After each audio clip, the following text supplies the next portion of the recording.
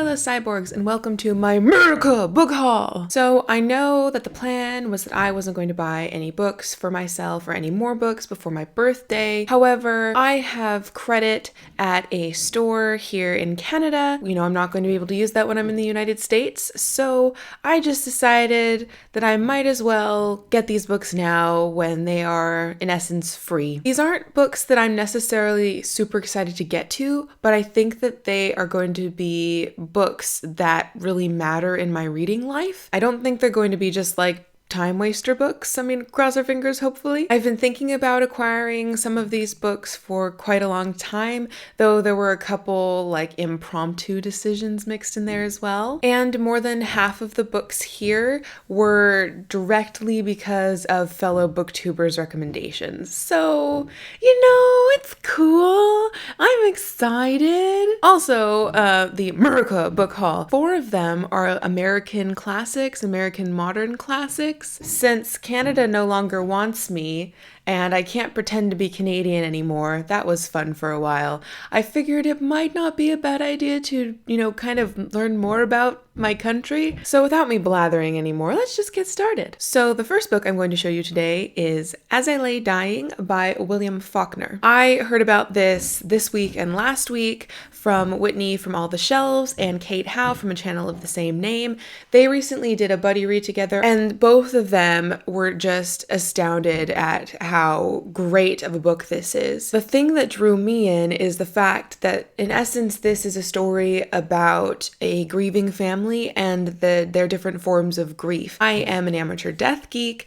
I really love reading literature that discusses mortality or grief. I think it's a really important thing to think about, and I like it when literature engages me with those sorts of questions. I read the first chapter of this, and the chapters are divided by point of view character, which I really like that. My old battered copy apparently was once owned by a Terry Thomas. Very nice. And someone's also made a note on the front page here, and it says, folktale which utilizes a delayed burial in a psychological study of the degenerated poor whites.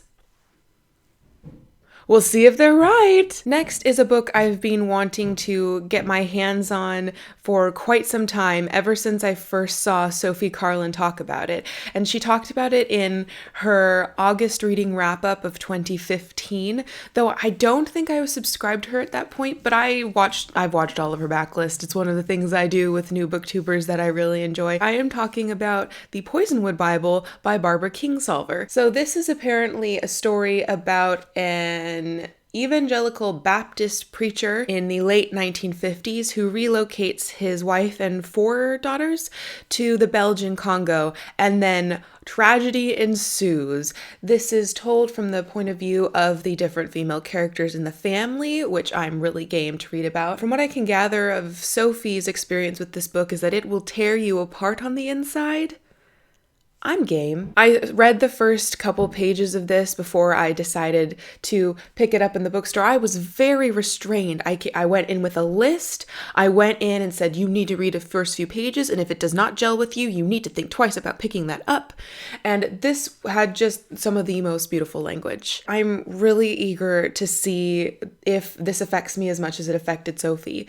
My copy is a bit battered. It's got like a tear, and there's like some gummy residue, and the back is just unspeakably littered with stickers that I can't remove because this is a matte texture, and I tried to remove this guy and it ripped, so I just put it back in, so that's annoying. But this was apparently a used book when Michael Chmielewski read it for a college course, English 572, and he just read it this year. It says 2016. I really like that history, that this was a text used for a university course not too many months past, so used books, they're pretty cool. Next is a book that has been on my radar because of Mercedes of Mercy's Bookish Musings for quite a while, but I've had mass amounts of trepidation because I don't know if I can handle it, but I think I want to give it a try. I, watched her review on this book a few times, and she very much says, just please read it. It's worth it. It's important, But if you can't stomach it, I understand. But if you can, you need to read this book. And so I've just been waiting. I've been incubating and figuring out like where my boundaries are and what I read. The time has come for me to own this, if not to read it immediately. We'll just have to see. In case you haven't guessed already, I am talking about Bastard Out of Carolina by Dorothy Allison. This is a book that takes place in South Carolina, and it follows the story of Bone, a young girl who is the bastard child of her mother, who had her when she was very young. Her mother ends up marrying a new man and things go to hell. I'm anticipating probably sexual abuse. I think that my wanting to avoid the topic in my reading and just like put my hands over my ears and pretending that it doesn't exist disservices the survivors of these awful attacks. I'm hoping that this won't destroy me or make me feel sick, or if it destroys me and makes me feel sick, then it will be an extremely important learning process for me. We'll have to see. Don't know when I'm going to get to this, but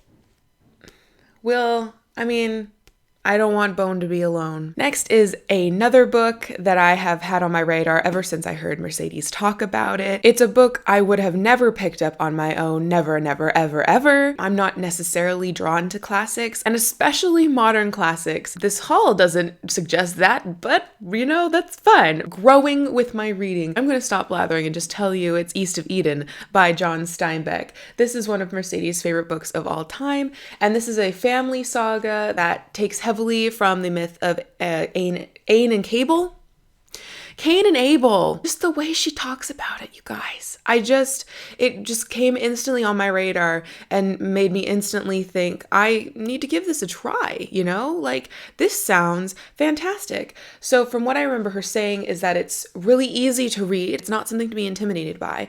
And yet it's written beautifully, and the characters are just so wonderful to delve into and to understand. And there's an interesting play on all of the, good characters having names starting with A, echoing Abel, and all of the bad characters having names starting with C, echoing Cain, and it just seems really cool. I just want to give it a try.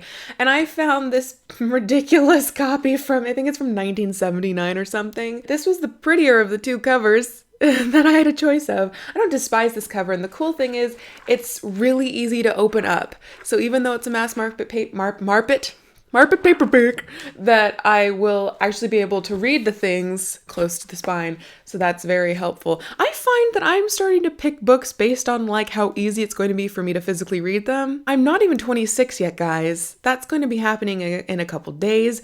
But man, do I feel old. Okay, and the final two books are books that I chose from my own suggestion. The inspiration to buy them came solely from me. Not to say that I don't love being inspired to buy books from other booktubers. That's why I love the booktube, but I guess it's kind of nice for me to appear as though I am not just a Muppet who does what the other booktubers tell me to do. This first one is by Alistair MacLeod.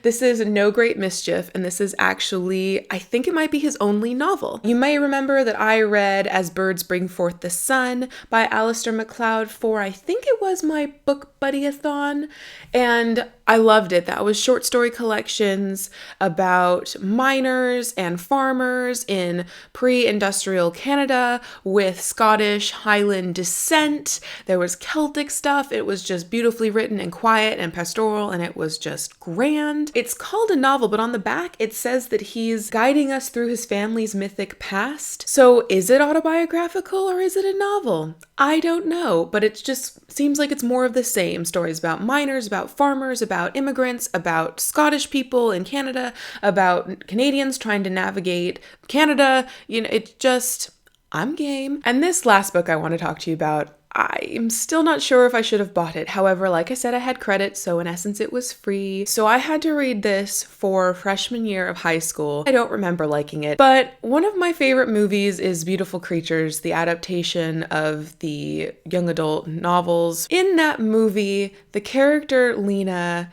says that this book is one of her favorites. I think Lena's really cool, so I kind of want to read what she likes. because I'm a goober. But in any case, I'm talking about To Kill a Mockingbird by Harper Lee. I read the first couple pages in the shop, and I didn't really like the writing style very much. I found it hard to focus on it. Also, my copy has like really squished together sort of font. Well, not really, but relatively squished together font. However, like I said, I want to read one of fictional Lena's favorite books. And I know this also is a really important American classic. And I read it when I was 14, and I didn't know what I was doing at 14. I wasn't paying attention to important stuff. I just decided to go for it. And funnily enough, look what I found in the middle of it. It's this like receipt for the London Eye in London in the middle of To Kill a Mockingbird, an American novel, which I found in Canada.